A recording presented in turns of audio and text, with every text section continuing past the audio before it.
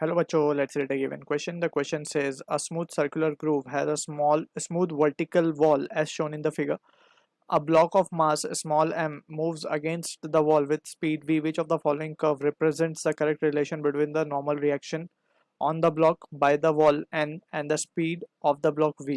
So हमें चार figures या फिर ग्राफ गिवन है between normal reaction and the speed of the block और हमें पता करना है कौन सा is the correct answer for this question. So यहाँ पे जो key concept हम यूज करेंगे that is the concept of circular motion. So अगर हम बात करें सर्कुलर मोशन की, सो वी नो के for a particle to be in circular motion इसके ऊपर जो नेसेसरी कंडीशन होती है वो होती है सेंट्रीपिटल फोर्स की. So for a particle that is performing circular motion उसके पास एक नेसेसरी फोर्स होती है, वो है सेंट्रीपिटल फोर्स. या फिर इस फोर्स की वजह से जो एक्सेलरेशन आ रहा है हम उसको कहेंगे सेंट्रीपिटल एक्सेलरेशन या फिर रेडियल एक्सेलरेशन भी हम इसे कह सकते हैं, राइट.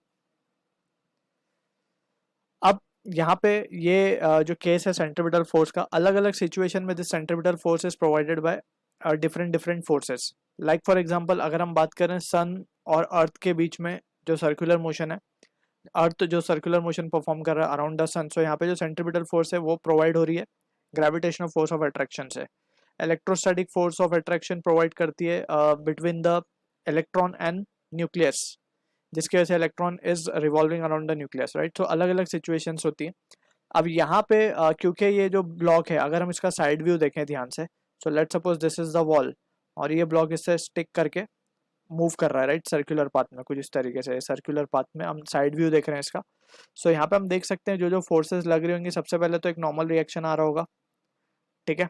अब यहाँ पे वी कैन सी ये जो नॉर्मल रिएक्शन है this will be providing the centripetal force जो कि टुवर्ड्स सेंटर एक्ट कर रहा है, that is centripetal force Fc. So यहाँ पे normal reaction will be providing the centripetal force और इसको हम लिख सकते हैं सेंट्रीपिटल फोर्स का formula mv²/r if let's say r is the radius of this circular path, ठीक है. So from here we can see कि अगर हम v² को देखें सो v² को हम लिख सकते हैं r/m इंटू n, जो कि r/m तो एक कांस्टेंट वैल्यू है. So we can say from here, so अगर हम इस इक्वेशन को देखें ध्यान से, so this is of the type x² is equals to 4ay, जो कि एक पैराबोलिक इक्वेशन है. पैराबोलिक इक्वेशन, अगर हम इस पैराबोला को कंस्ट्रक्ट करके देखें, सो ये पैराबोला का जो इक्वेशन आता है वो कुछ इस तरीके से पैराबोला हम प्लॉट करते हैं, ठीक है. तो अगर हम अब ऑप्शंस को देख लें ध्यान से, सो ऑप्शन जो मैच हो रहा है वो हो रहा है ऑप्शन ए से. I hope you understood the solution. All the best.